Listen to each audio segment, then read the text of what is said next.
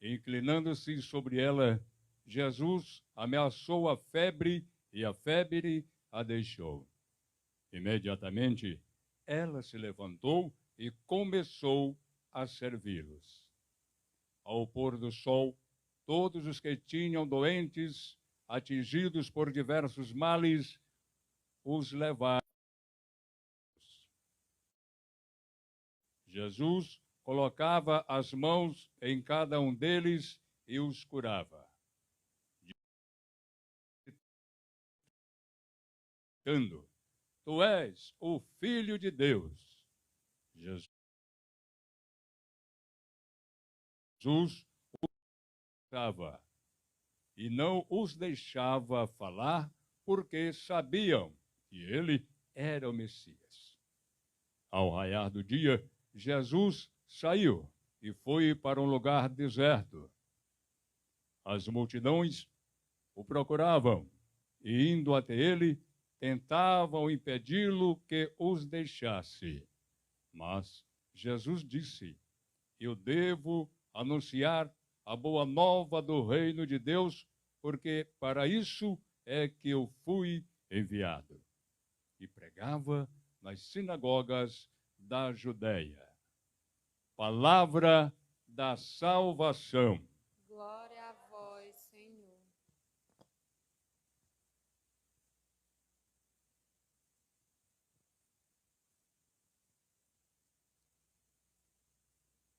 Irmãos e irmãs, com alegria acolhemos todas as pessoas que estão hoje aqui na conclusão do nosso festejo. Olhe para o lado, vamos ficar de pé rapidão. Isso, a gente pensa só tá a gente aqui. Olhe para o lado, enxerga as caras que estão aqui. Gente boa e bonito, mesmo que não está bonito, mas está arrumado, né? Se aprontou para vir. Uma salva de palmas para todos nós, para a nossa comunidade. Quem veio de perto, de longe, quem é de casa, se sinta bem, podemos sentar. Estamos concluindo o nosso festejo. Tínhamos um objetivo, uma meta. Primeira missa a gente colocava 3 palavras-chave: São Raimundo Nonato, Bíblia e educação. Século XII, o século dos grandes santos, Santo Antônio, São Francisco, São Raimundo também. E como sabemos, em uma situação em que aquela mulher grávida passava mal, realmente chegou à morte. E tudo poderia ser o fim de tudo, inclusive da criança. Mas Deus enviou o seu anjo através de alguém que teve a coragem de ali arriscar um parto naquele contexto. E realmente a criança estava viva. Não nato, não nascido, tirado. Já é algo extraordinário. Significa que realmente alguma coisa nova vai surgir dali, como os personagens estéreis que aconteciam no Antigo Testamento. Crescendo, fazendo o papel normal de uma criança, de um adolescente, de um jovem estudando, e até se sobressaía, mas muito cedo também, tocado pelo amor de Deus, com uma sensibilidade muito grande à espiritualidade, à oração. E aquele pai, criando aquela família, sozinho agora, sem a esposa, como que teme que aquele menino realmente venha tomar o caminho de ser um religioso. Por isso faz uma estratégia: vou tirar esse menino e botar na roça, para cuidar do gado.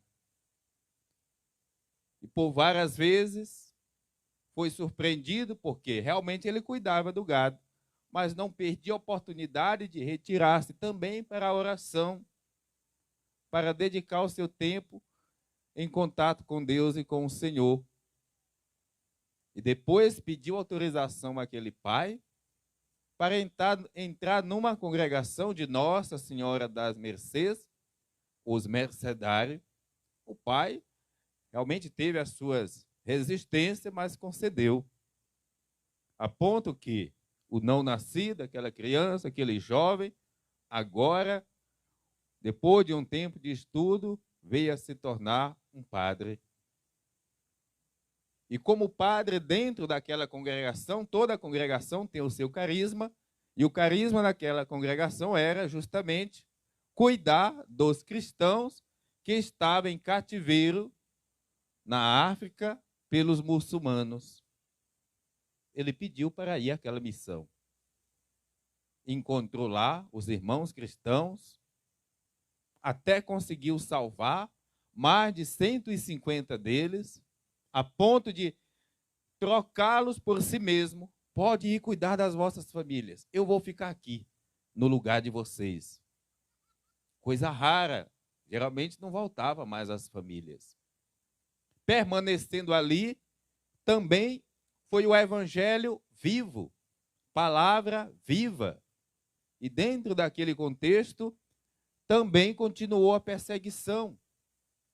Falar em nome de Jesus, anunciar o evangelho até mesmo dentro da prisão, a ponto de colocar um cadeado na sua boca para não ler a Bíblia, para não anunciar o evangelho. Mesmo assim, quando a gente é o evangelho, quando a gente é uma boa notícia, mesmo quando não se fala, a mensagem de Deus não deixa de ser transmitida. E depois de algum tempo, foi-lhe permitido voltar. Quando o Papa soube que o padre Raimundo estava voltando, por saber do grau máximo da sua espiritualidade, da sua sabedoria, o nomeou cardeal e até conselheiro do Vaticano. Mas, já bem adoentado, não conseguiu exercer esta missão, esse ministério, e veio a morrer com apenas 40 anos. 782 anos da Páscoa de São Raimundo Nonato. O corpo meu, seu, como dele, desapareceu dele, o nosso também. O que fica? O evangelho que nós anunciamos. A palavra que nós permitimos tornar ação. Por isso a temática do nosso festejo também. O esforço de que esta palavra que Raimundo conheceu seja uma palavra que inspira cada um de nós. E quais foram as temáticas colocadas aqui, que certamente algumas passaram talvez num certo silêncio, outras foram mais exploradas. A primeira temática, dia 22, São Raimundo Nonato, a Bíblia na vida de Maria e da comunidade, porque era dia de Nossa Senhora Rainha. Compreender Maria como sendo a primeira mesa da palavra, o primeiro útero que gerou aquele verbo que se tornou carne. Compreender também a comunidade como o espaço normal e por excelência que deve colocar a palavra no centro. Ninguém nasce sabendo de palavra, de Deus, de Bíblia. É a comunidade que precisa colocar a palavra no centro. Então, quanto Nossa Senhora, ela que precisa gestar constantemente aos filhos à medida em que ela vai nascendo. Dia 23, nós meditamos com a temática a palavra de Deus como fundamento da pastoral. Mas eu não sequer faço pastoral, então essa palavra não diz nada para mim. Mas para quem exerce alguma pastoral, alguma atitude missionária, coordena, tem que realmente compreender que na ausência da palavra nós nos enfraquecemos muito, porque ela é fonte. Dia 24, meditamos esta mesma palavra que nos torna discípulos missionários. Porque quando nós olhamos os primeiros discípulos, as primeiras comunidades, a gente como que olha para a gente e consegue, às vezes, perceber as semelhanças, mas também, às vezes, o quanto podemos estar distante ou não daquilo que foi os primeiros heróis na fé. No dia 25, nós meditamos Bíblia na vida e na missão. Se a Bíblia não chegou na sua vida, tampouco vai chegar na missão. Sabemos de missão, o que é missão. Todos nós vivemos uma missão. E no dia em que a gente compreender a vida sem missão, ela perde sabor, porque missão não diz respeito apenas ao viés da religião. Nós existimos por missão. Precisamos descobrir até que ponto realmente a palavra de Deus rega a missão que nos é confiada. Dia 26, nós meditamos a palavra como fundamento da partilha. Como existe uma resistência nas pessoas que não têm conhecimento da palavra e empobrece os sentimentos de partilha, criam 1001 situações para não ser um dizimista, para não ser alguém que partilha, cria desconfiança e vai gerando os adeptos daquilo. Mas, na verdade, é uma distância que existe da palavra de Deus. E, no entanto, também não posso eu ser um conhecedor da palavra e, ao mesmo tempo, não encontrar razões para partilhar, porque da primeira à última página da Bíblia, nós encontramos razões para isso, porque o próprio Deus é palavra partilhada. Dia 27, nós meditamos os fundamentos de uma palavra que nos convida sempre mais a fazermos da Bíblia uma leitura cotidiana. Devemos nos cobrar e saber o quantos lemos ou não a Bíblia diariamente, e se não a lemos, por quê? O que é que nos impede de ler a palavra? Será quanto tempo a gente gasta fazendo lá sei o quê? Ou ainda que tenhamos muitas ocupações, será que tudo vai me levar à salvação, menos a leitura da palavra de Deus? E quando a gente cria o hábito da leitura diária, e hoje os aplicativos têm tantos aí, gratuito, não precisa nem pagar, já que todo mundo tem um celular, para dizer qual é a liturgia do dia, qual é a leitura que a igreja está fazendo hoje, qual é o salmo de hoje, qual é o evangelho de hoje. Se não, faz a assinatura anual ali na secretaria paroquial, mas de maneira que você tenha, não só de maneira aleatória, que é a mais perigosa, no meu ver, leia de maneira orientada, seguindo o anjo litúrgico, fazendo da leitura diária o teu retiro constante. Depois, a palavra de Deus como iniciação à vida cristã. Nossas crianças, nossos catecúmenos também não nasceram sabendo de Bíblia. É a igreja, é a família, são os catequistas que precisam realmente colocar a Bíblia na mão dos nossos catequizandos, que precisa colocar a Bíblia no coração daqueles que estão começando a vida cristã, pois começar da maneira correta, começar sabendo da palavra de Deus, sabendo desse livro sagrado. Depois, nós tivemos como reflexão a palavra de Deus na família. E o Padre Batista colocava, é necessário colocar a palavra no centro da nossa casa, no centro da nossa família, no centro da nossa vida. Como compreender uma palavra que dita as regras do nosso viver. Compreender a palavra de Deus que inspira o nosso jeito de ser e de viver. Dentro desse propósito, a gente faz duas recomendações.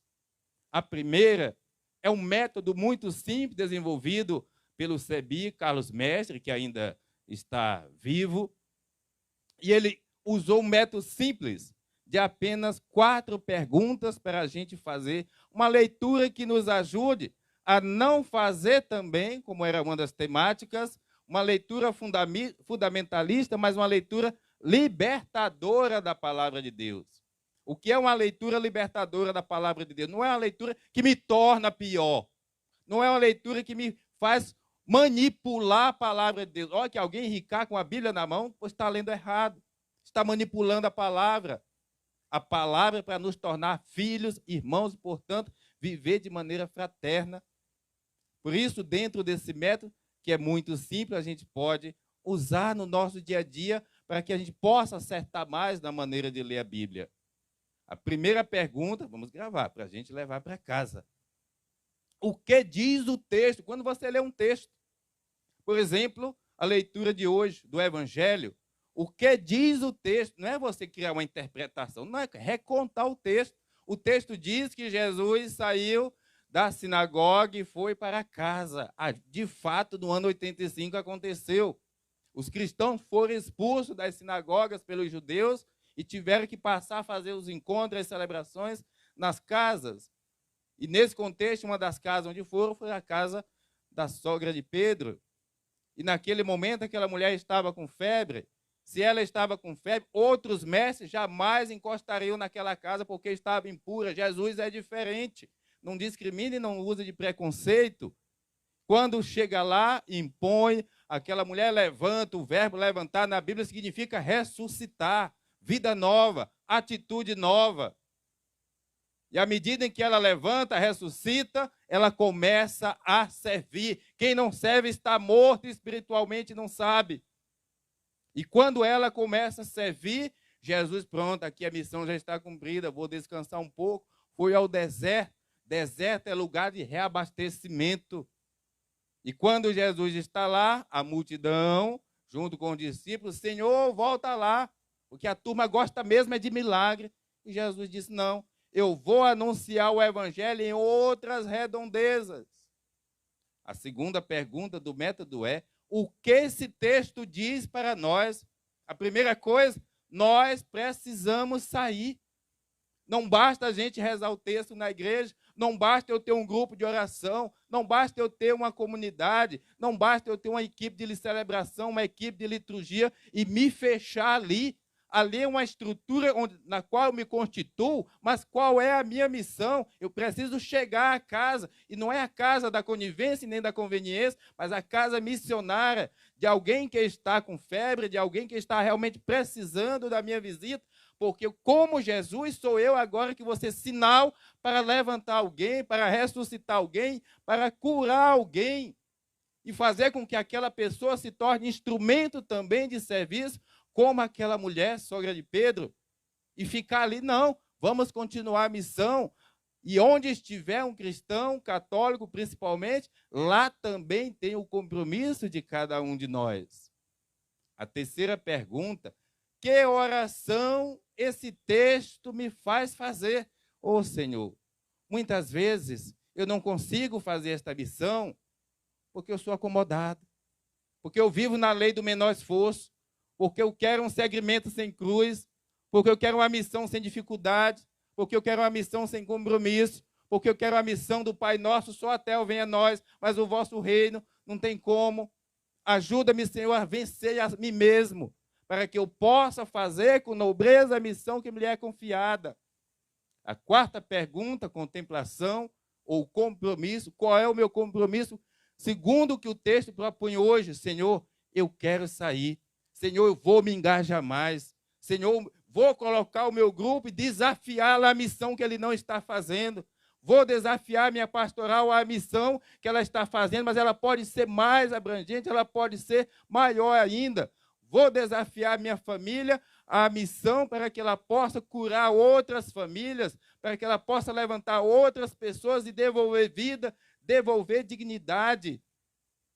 Quantos compromissos o texto de hoje pode sugerir a cada um de nós? Guardemos no coração as quatro perguntas. O que diz o texto? O que esse texto diz para nós? Que oração esse texto me faz fazer? E qual é o meu compromisso? Próximo domingo, quem estiver na igreja, a gente vai entregar na mão de cada um. O segundo encaminhamento do nosso festejo diz respeito ao projeto Bíblia na Vida. Já vai aí com mais de 6 meses que a gente tem insistido, temos criado muitas estratégias para que a tua família se reúne. Eu não posso ser o pai lá na sua casa, não, pelo amor de Deus. Eu não posso ser a mãe lá na sua casa, não. Eu não posso ser o cristão lá dentro. É você, criatura, pelo amor de Deus. É você que é para ser o cristão lá. Se eu pudesse, eu ia na casa de todo mundo fazer o encontro. Eu já faço na minha casa. E tenho que criar toda uma estrutura de tempo, de prioridade para acontecer o encontro lá na casa paroquial.